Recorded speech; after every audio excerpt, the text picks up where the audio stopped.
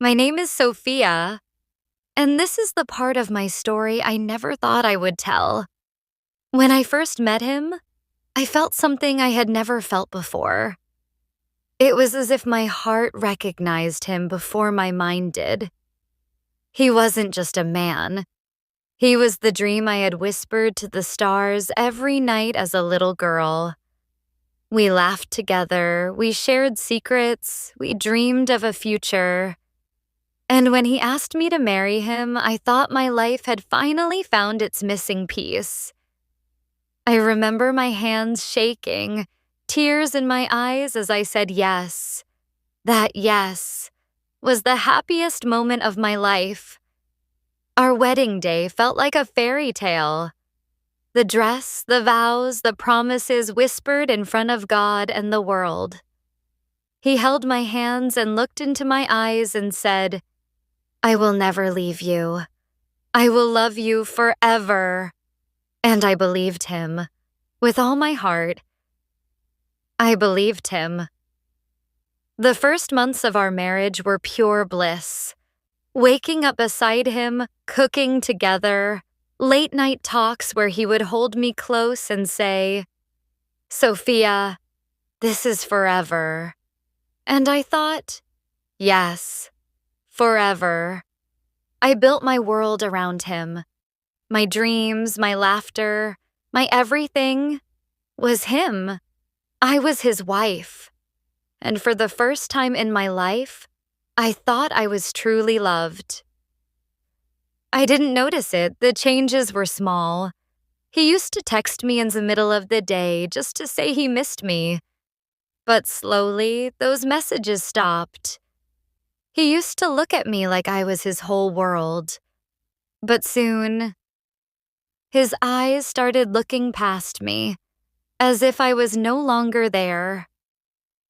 Our dinners, once filled with laughter and stories, turned into silent meals. The sound of his spoon on the plate felt louder than his words. Sometimes he wouldn't even look up from his phone. I told myself, "Sophia, it's normal. Marriage isn't always fireworks. This is just a phase." But deep down, my heart knew something was slipping away. I tried to bring back the spark. I cooked his favorite meals. I dressed up the way he liked. I laughed at his tired jokes. I stayed up waiting for him when he came home late. But no matter what I did, I felt him drifting further and further away. Nights became colder. He would turn his back to me in bed, scrolling through his phone while I lay there staring at the ceiling, wondering what I had done wrong. I began to miss him, even while he was right beside me. And the worst part? He didn't even notice my silence. He didn't notice the tears I wiped away before he turned his head. He didn't notice the way my heart was breaking, piece by piece. Marriage is supposed to be two people holding on to each other, but it felt like I was the only one holding on. And for the first time, I asked myself a question I never thought I would ask. Does he still love me? It started with small arguments. "Why are you late again?" "Why don't you talk to me anymore?" "Why do you always look so tired when you're with me, but so alive when you're with others?" At first, he would dismiss it with a laugh. "Sophia, you're overthinking." But I wasn't overthinking. I was watching my marriage fall apart, right in front of me. The arguments grew louder. Nights that once ended with soft kisses now ended with doors slamming shut. I would cry in the bathroom, covering my mouth so the neighbors wouldn't hear. And he would sleep peacefully in the next room, as if my tears meant nothing. Then came the betrayal. One evening, his phone lit up while he was in the shower. I don't know why, but something inside me told me to look. What I saw shattered me. Messages, words he used to write to me, now sent to someone else. Sweet promises, secret plans, laughter that wasn't mine. My hands trembled, my heart sank.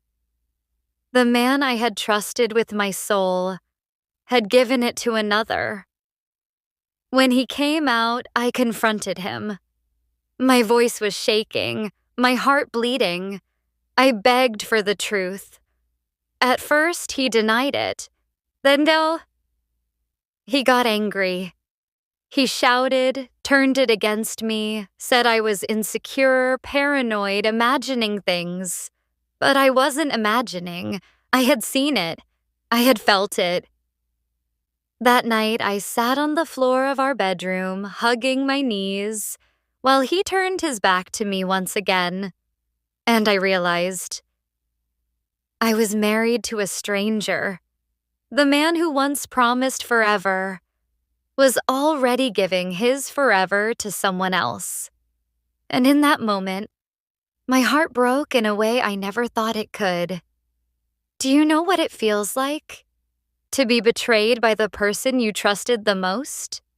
It feels like being stabbed, not in the back, but straight through your chest. And the worst part? You still want them to hold you while you're bleeding. I never thought I would see this day. The day my marriage, my forever, would end with just a signature. I remember sitting in that cold office. The walls were white, the table plain, but to me, it felt like a courtroom where my soul was being sentenced. He sat across from me, the man I once called my husband, the man I once thought I couldn't live without. And yet, he couldn't even look me in the eye. The lawyer placed the papers in front of us. Divorce papers. Those words cut deeper than any knife. My hands trembled as I picked up the pen. I wanted to scream. I wanted to throw the papers away and beg him, please don't do this. Please remember our vows. Please remember the girl you once loved. But he didn't flinch. He didn't fight. He just wanted it over. So, with tears streaming down my face, I signed my name. Sophia. A name that once stood beside his in love now stood alone in pain. When the pen left the paper, it felt like my heart left my body. That was it. Years of love. Memories. Laughter. Promises. Gone in a matter of seconds. We walked out of the office in silence. No goodbye. No last hug. Not even one look back. Just silence. I remember going home that evening to an empty apartment. The walls still carried our pictures. The bed still smelled like him. The kitchen still echoed with our laughter. But he was gone. And in that emptiness, I broke. I collapsed on the floor, holding my chest, gasping for air as if the pain was too heavy to breathe. My tears soaked the carpet. My cries echoed through the room. Do you know what it feels like? To lose the person you built your entire world around? It feels like the world doesn't just end. It feels like you end with it. And that night, for the first time, I whispered to myself, maybe I am not meant to be loved. Maybe I was only meant to be broken. After the divorce, Bunsitz became my closest companion. I would wake up in the middle of the night reaching for him on the other side of the bed, only to find nothing but cold sheets. The emptiness of that space screamed louder than any words. Days turned into nights, and nights turned into endless tears. I stopped eating. I stopped smiling. Even the sunlight that came through my window felt heavy, almost unbearable. People called to check on me. Friends told me, "Sophia, you'll be okay. Time heals everything." But what they didn't understand is that time doesn't heal a wound that deep. Time just teaches you how to hide the pain. I would walk into our kitchen and see his coffee mug still sitting on the shelf. I would open the closet and find his shirt, the one that still carried his scent. Sometimes I would hold it close to my face and pretend just for a moment that he was still here. But the cruel truth always returned. He was gone, and I was left behind with ghosts of what used to be. I cried until my eyes swelled shut. I prayed until my knees ached. I begged God to take the pain away, but it stayed. It stayed like a shadow, following me everywhere I went. Loneliness isn't just being alone. Loneliness is being surrounded by memories that remind you of what you lost. It's walking through the ruins of a home that once was filled with love and realizing you're the only survivor. I began to lose myself. I stopped recognizing the woman in the mirror. Her eyes were empty, her smile forced, her soul shattered. I asked myself every day, was I not enough? Was I too difficult to love? Why did he leave me when I gave him everything I had? But no matter how many times I asked, the answers never came. And so, I lived each day in silence, smiling when I had to, crying when no one was watching, and wondering if this was all life had left for me, an empty heart and a broken soul. For months, I lived like a shadow of who I once was. But one morning, something inside me shifted. I remember waking up, my face still stained with tears from the night before, and I looked at myself in the mirror. For the first time, I didn't see a broken woman. I saw someone who had survived, someone who was still standing, even when the world had tried to crush her. I whispered to myself, "Sophia, you are still here." Healing didn't come all at once. It came slowly, painfully, like learning how to breathe again after drowning. I started small. I opened the curtains and let the sunlight in. I went for walks, even when my legs felt heavy. I began writing in a journal, pouring out every thought, every memory, every scar. And with each word I wrote, a piece of the pain left my heart. I reconnected with myself, the girl I had forgotten when I was busy loving him. I remembered the things that once made me happy. Music, reading, painting, the simple joys I had abandoned when I built my life around someone else. There were still nights I cried myself to sleep. There were still mornings when the emptiness felt unbearable. But slowly, those nights became fewer. Those mornings became brighter. I realized something powerful. My worth was never in his love. My worth was never in being someone's wife.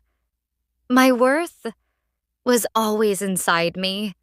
I just had to find it again. The world had told me that divorce meant failure, that being left meant I wasn't enough. But I began to understand divorce was not my ending. It was the beginning of a new chapter. I was still learning. still healing, but for the first time in a long time, I began to believe that maybe, just maybe, I could smile again. Not because of him, not because of anyone else, but because of me. And that was the most powerful feeling of all. If you're listening to my story right now, maybe you've felt the same kind of pain. Maybe you've been betrayed. Maybe you've been abandoned. Maybe your heart has been shattered into pieces, just like mine. I won't lie to you. Healing is not easy. There are days you will feel strong, and nights you will break all over again. There are moments when you will question your worth, when you will wonder if love was never meant for you.